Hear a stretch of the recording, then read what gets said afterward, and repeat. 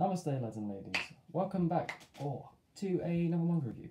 Today we are continuing the third volume of Spy Family. I almost said Spy X Family, sorry about that, I'm used to it by now. And on the front cover of the manga we have a very luscious, very good looking Yor with a very gorgeous dress, I will not deny there basically. I quite like the hem on the inside with the red with the shade of the black basically, especially on the collar area. I do like a girl with a choker, that looks really attractive actually. But more attractive is the, I can't believe I just said that, but more attractive is the chic looking couch chair on the back there. It kind of looks like one of those things from the beach, like what are they called, the, like, you know the things like what, hermit crabs laying it kind of looks like one of those basically. I can't remember the name of it, forgive me. But yeah, it looks similar to one of the chairs I used to have. I mean, it kind of looks similar to kind of like one of those high-end, chic-looking type of couches that an awful lot of people would have gotten back in the day, like Chesterfields and Laura Ashley's. Although Chesterfields are a little bit more uncomfortable. They're the ones with the little dots in the centre of the couch itself, basically. When I say couch, it's an American thing. It's sofa. Over here, it's a sofa.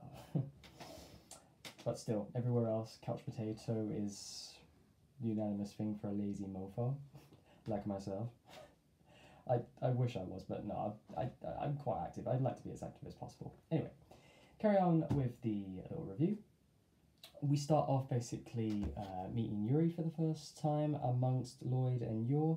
Obviously, he is there to see whether or not if Lloyd is worthy enough for Yor's affections, for marriage basically, and just to see if she is like actually telling the truth when it came to the marriage, because going a full year without telling your family member that you're married, it's kind of a big deal, you know. An awful lot of problems arise from secretive stuff like that basically. Although they're all keeping secrets in their own way, shape and form basically, so that's not really a surprise to us, but to them it's quite a big one.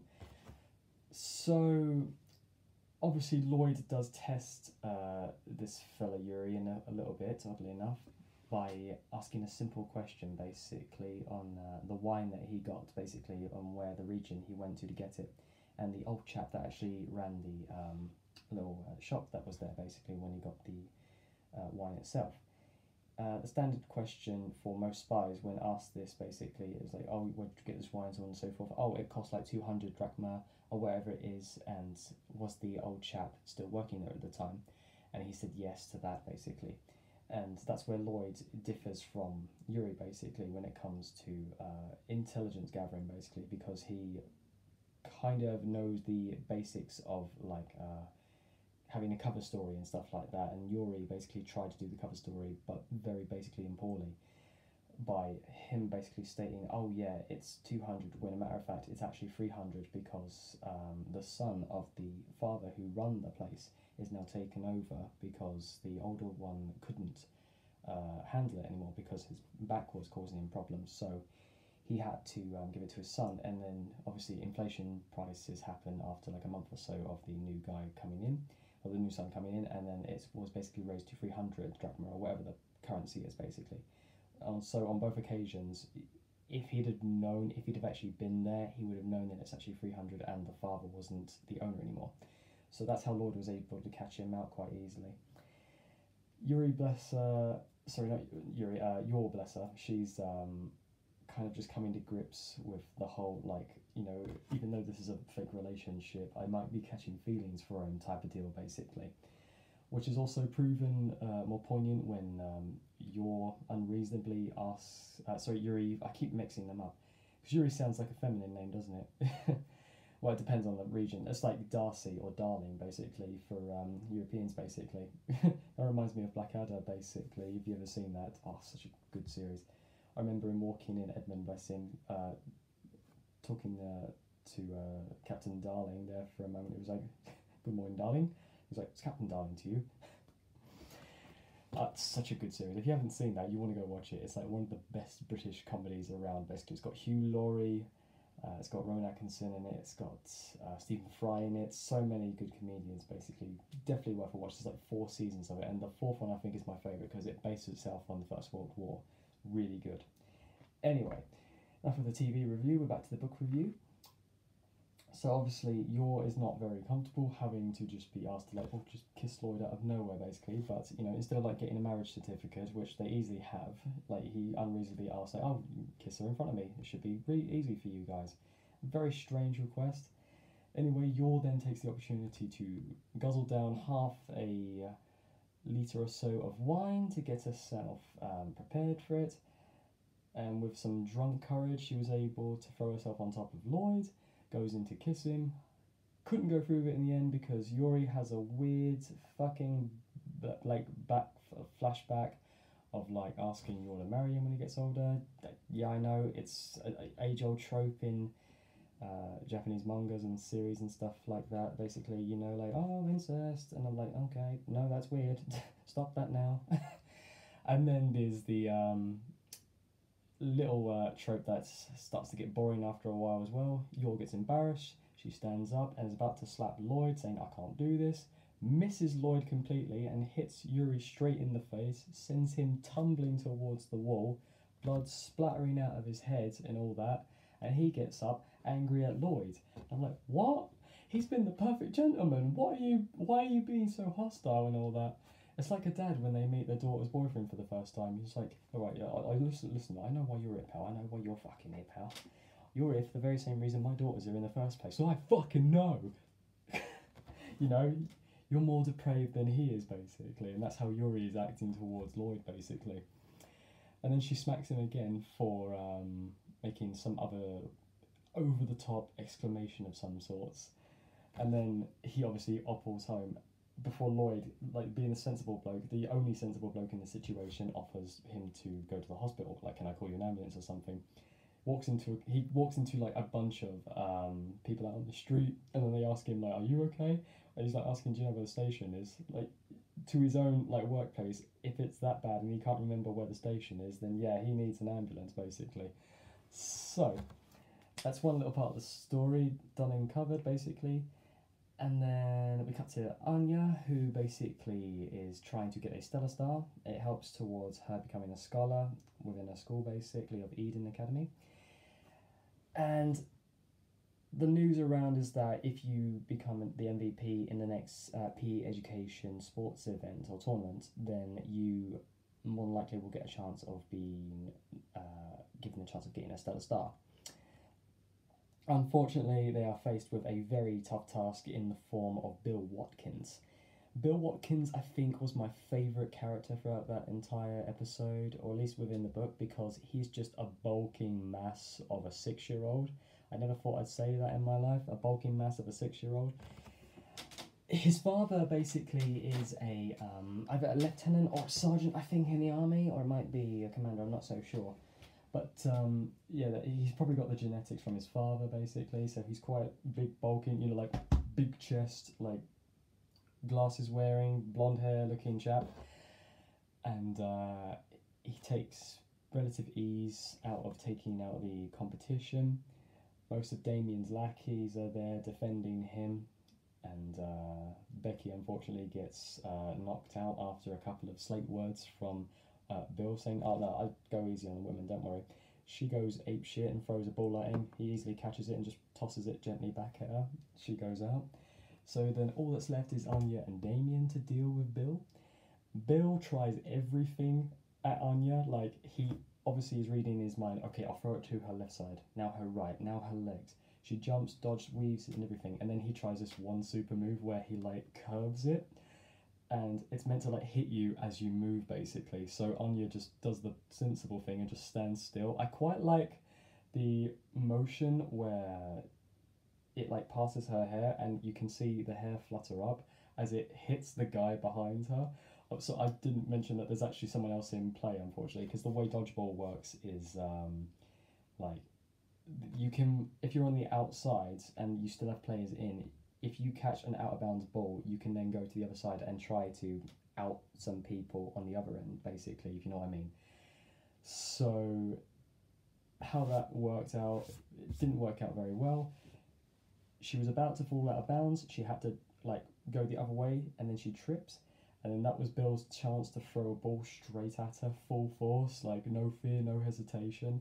That's what I like to see, you know, some equality between the genders and all that, you know, equal rights, equal lefts. I'm joking. Throws it straight at Anya. She braces for impact. Meanwhile, Damien is just thinking, good, if she gets out, then I'll be more than likely within a chance of being MVP. But no, that didn't mean anything. He got straight in the way, and he does like this Dragon Ball Z, like, action-packed looking catch of the ball, basically. Anya's just like laying there in awestruck of him. Unfortunately, he's out. He's trying to cover it by saying like, oh, well, I couldn't stand seeing everyone else getting out, so, you know, I'm not gonna like see you get out either, you know. So then he says like, well, good luck, basically, with all that. So underneath there, Damien does care. I feel like Damien does care. He's just a bit of a sun, a bit of a tsundere. I guess he's just doing this mainly for the MVP to. He even says this in a little thing in his thoughts, basically, and Anya overhears it. Well, she senses it, where he just wants his father to be proud of him. Hence, by getting the star, basically, he wants the MVP, so his father will at least be proud of him, because he's like proud of his elder brothers for doing great things and all that stuff, and being overachievers. That he wants to do the same thing. It's understandable, you know, like, oh, daddy dearest, notice me and all that stuff. You know, it's the basic thing, really. Just kids being neglected, unfortunately, and they need, you know, some sort of parental love, which is basically what we all deserve, really, as children. So Anya then takes the opportunity to take the ball and practice a little technique what Yor has been teaching her. Yor's probably not the best teacher for these types of things, because she can be a little bit overzealous in some of her escapades when it comes to teaching Anya certain things, either it be through combat, through sports, or through studying or cooking. And bless her, there was a little segment where she actually tried cooking today's breakfast, like this morning's breakfast, and Anya, like, could easily tell just from the taste without even reading the mind, like, you know, mum's cook. She even said, like, mum's cooking sucks. That just broke her heart. She's like, how did you know? I tried my best, bless her. Like, I do feel for Yor, because she is really trying to integrate herself with Anya, and it's going very well. She's very understanding and a very sweet lass, basically. So Anya then tries to get out Bill. It looks epic. She's got like her whole leg up in the air, the whole baseball style type thing. She's about to throw the ball straight at Bill. Bill's like shocked and he's preparing himself for it, and everyone else is in awe. But at the last bit second, she like throws it straight at the floor, and it bounces up in the air. Everyone's looking at the ball, then back at her, then back at the ball, then back at her. It bounces towards Bill, and he just casually picks it up and just hits her in the guts, basically, and she's out.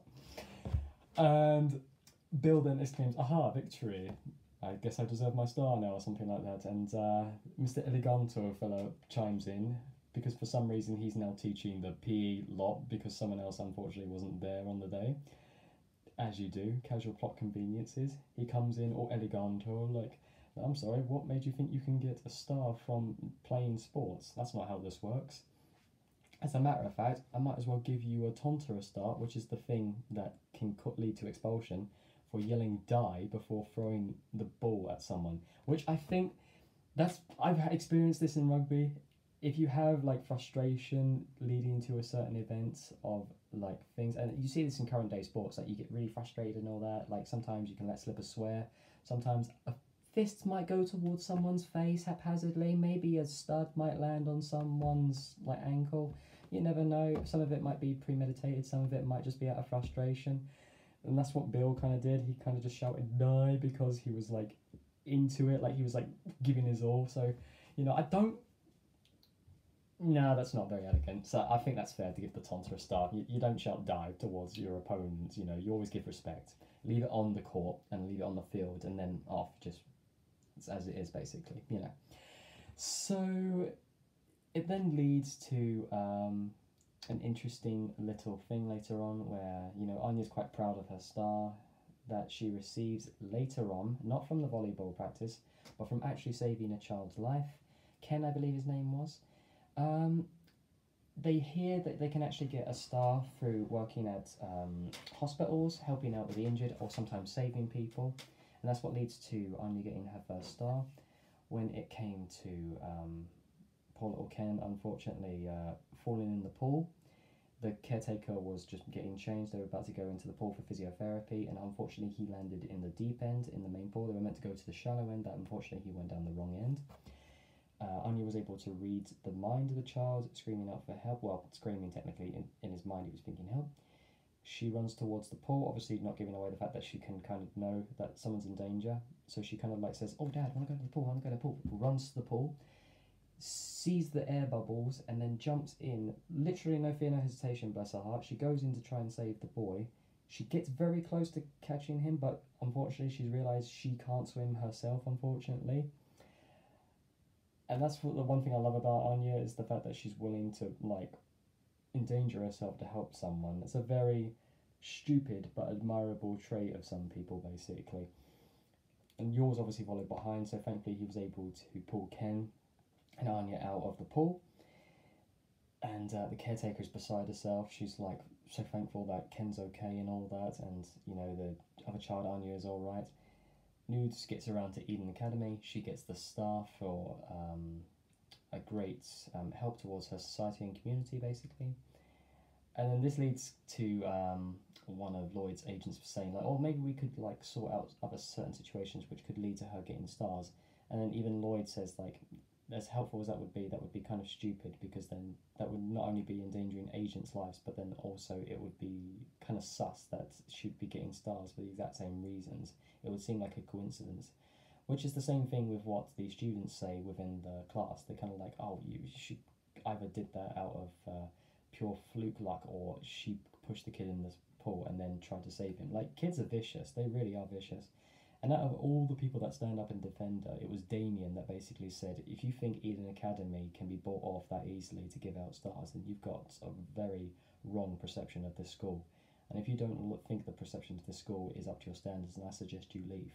Like, he technically wasn't defending Anya, he was more defending the pride of the school, basically. But in a way, I think he was still thinking, like, you know, like, you can't fault someone's achievements. Like, no matter how much you hate them, you can't fault their achievements, basically. I feel like you have to, like, give a nod and respect to the people when they earn what they've earned, basically. It's like a badge of honour, basically, or receiving a Purple Heart. No matter what kind of type of person you are, no matter what you've done, I feel like an act of bravery should always be awarded with recognition and respect, basically, and that's what Anya has done. She saved the life of a fellow child, basically, so in tow, she's earned her star, basically, and Damien recognises that. And that's where Damien earns some more respect in my eyes, basically, because he's actually, for his young, tender age, I'd actually give him a star for recognising that, for actually standing up to injustice at a very young age and realising, you know, the common sense that not an awful lot of adults even have now these days, basically. It's very funny how some delusional people can be about certain things. But Damien was able to show a clear conscience and a clear mind when it came to achievements and recognition for what Anya has basically done. It's a very well thought out book covering great characters, especially Damien. Like, for you to like fall in love that quickly with a antagonist son, basically. Well, we say antagonist. I don't think Damien is anything like an antagonist. I feel like he's just the way he is because he's been brought up in the family that he is, basically, and with his circumstances with his father, he wants to make his father proud of him. So it's understandable the way he thinks like that, and he's surrounded himself with people that are like-minded in that certain sense. So yeah, Anya can basically see that there's another side of Damien, basically, even though he hides it well. It's nice to see that. And then later on in a little bonus skit, we basically see Yor on a little date with Lloyd. Lloyd unfortunately thinks that Yor is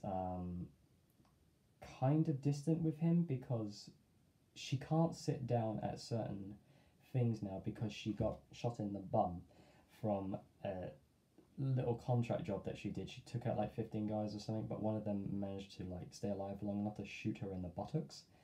So I thought to myself, that's fantastic, you know, like, don't go to the hospital or anything like that, you know, don't get the bullet removed or anything. I think she actually removed it, I don't know, we don't go into the details about it, but she's got like this face that looks really horrific, like she's really pissed off. I mean, you'd be too if you got shot in the rear, but like her face, it's kind of like There's the face of her when she's actually numbed to it because one of the guys at the job recognized her as the Fawn Princess. That's her assassin name, and tried to poison her. But unfortunately, she's been, well, I say unfortunately, fortunately, she's actually numb to most poisons. That they've been trained basically to handle poisons now, and I think that kind of somewhat equaled out like the deadly poison within her sister, but within her system, but it also numbed like the area of her bottom. Like you think she would just take painkillers or something, but I guess she didn't like take the opportunity to do that. And I don't know if that's leading up to the whole plot line of her possibly being pregnant, hence why she can't use like prescription pills. But I'm jumping the gun. Like, don't take that at face value. I don't know if she's pregnant. Maybe that's like a fun little spoiler in the future. Maybe her and Lloyd did maybe get frisky and possibly are having a child. You never know. Hence why she didn't take painkillers at the time, or maybe she just didn't think to take painkillers. But yeah, I'm trying to find this picture of her. She look there it is. That one there. That looks horrid. That looks like Yuri when he's pissed off with Lloyd. Basically, that is just a horrific picture. Like her butt is throbbing. So Lloyd is trying to be a decent chap and take her out on a date, make her feel appreciated and all that. Even though she's not technically his wife, I still feel like he wanted to like show her some appreciation for like helping raise Anya and to help him with his mission in the same sense, basically. It leads to little Anya and Curly, or Q as I like to call him, to go on this little venture to watch them to make sure that nothing bad happens. Of course, they catch wind of the guy trying to poison Yor, and he tries to get a bomb and plant it within the restaurant, causing many casualties along with taking out Yor. And thankfully, Anya was able to like drop some items on his head to like knock him out for a bit, and then she coolly like walks up to him with this plastic toy gun with a disguise of sunglasses and like an old granny's like bandana type thing on her head, and she like, points the little toy plastic gun at him and is like, "Do not come near that woman again," basically, or you'll have hell to pay and all that, and just walks off all cool like that. It would have been nice if the bomb went off as she said that, so it's kind of like the, you know, the cool guys don't look at explosions type of thing with her as she's walking away. Maybe it did. I don't know. Let me check, because I think it went off and then the bomb went off first and then she stepped up towards him. She dropped the item on him. He found like this chemical that was quite explosive, and then it blew up, and that's when she comes up and talks to him. I think it would have been better if it would have blown up as she was walking away, as you do basically. The evening ends with Yor basically feeling better from the poison numbing her buttocks, and she kind of thanks Lloyd for taking her out on the date and hopes that they can have many more little dates like this again, basically. So they're getting closer as the days go on, and it's nice to see, basically. This is actually a little play on like the whole fake family real love type thing, whereas like you see a real family and there's fake love in it. You know what I mean? Like, because sometimes it's polar opposites, but then that works in the same retrospect. It's the same with like adoption agencies. I love the idea of you being able to adopt children, because I feel like that those that want to adopt truly want children, and they truly would do anything to love their child and treat it as their own, basically. And it's quite upsetting when you hear stories of children that grow older and they want to know more about their parents. When I understand it, you want to know more about your parents and all that, but then you think to yourself, they're not there, that they weren't there to raise you. I mean, yes, certain circumstances leads to the adoption agencies having to forcefully take children from a situation, or social workers unfortunately having to do stuff like that. Each situation is different, but then there are truly some that realise that maybe the child would be better in a loving home with two parents rather than a single parent that unfortunately can't rear a child or can't raise the child in the correct manner. So there are some very brave people that give up their children for a better life, basically, and it's understandable. It's quite a hard thing to do, to let go of one's child, basically.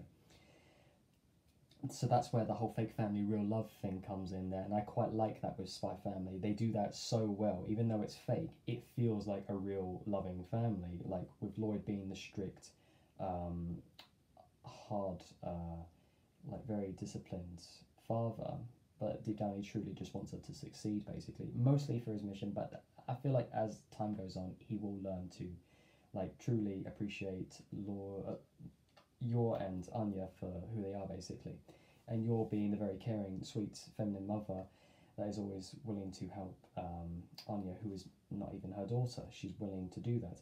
I notice this an awful lot in most relationships. You'll get an awful lot of fathers that will date single mothers, but very rarely you'll see an awful lot of single women date like single fathers. Although certain things can kind of lead to that. I mean, it's not always the case. Like, I'm just saying it's the majority. Like, it's not that there ain't single fathers out there that date single women, basically. And my cousin, bless him, he's a single dad, and he's now met a girl who also has a daughter. I'm just hoping that it turns out the best for them, really. But, you know, I'm just hoping that the marriage doesn't fall through, because that's the last thing you want in this day and age, is for a divorce to happen, because it can be very downright destructive, especially on the gentleman's side, basically. Well, it depends on whether or not if they sign a prenup, but then prenups get thrown out all the time. So, it ends on a very lovely note with Yor and Lloyd basically promising to be there for one another whenever they need it, basically. And I did kind of skip over the bit where Lloyd kind of did doubt Yor for a bit, hence why he bugged her collar. Like, he put a bug on her collar so he would hear whether or not if she knew if her brother was actually in the SSS, basically, or the Secret Services, basically. And he had to end up wearing a disguise of one of the SSS's leaders, basically, and then questioned her along with Curly. And she stoutly said, you can't threaten me to betray my brother or my husband. They're both respectable men.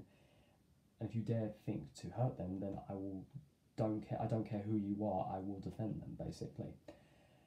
So that just shows how very pure-hearted and very honest Yor is. I don't think she has a lying bone in her body, hence why Lloyd had to cover for an awful lot with Yuri, because I'm sure that was very difficult for her to lie to her brother's face. But it was mostly to protect her gig as an assassin, basically.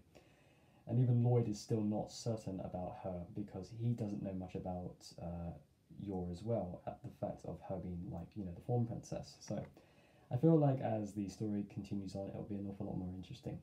So, with that, lads and ladies, that has been the review for Spy Family. I hope you all enjoyed. Next time I will be doing Volume 4. Now, I don't know whether or not to continue the series after that. It will depend on the read of Volume 4. I'm actually enjoying it very much so far. I think I might continue it. I don't know yet. I will see how Volume 4 picks up. If it's a little bit stale, then I might probably stop with the reviews there. But I'll see. I mean, so far it's been very interesting and been very well in depth. So I have to thank Tatsuya Endo for that. It's been a very good story and good art along the way, basically. So, that, lads and ladies, I thank you ever so much for watching, and I will see you in whatever I do next around here. Take care, my friends.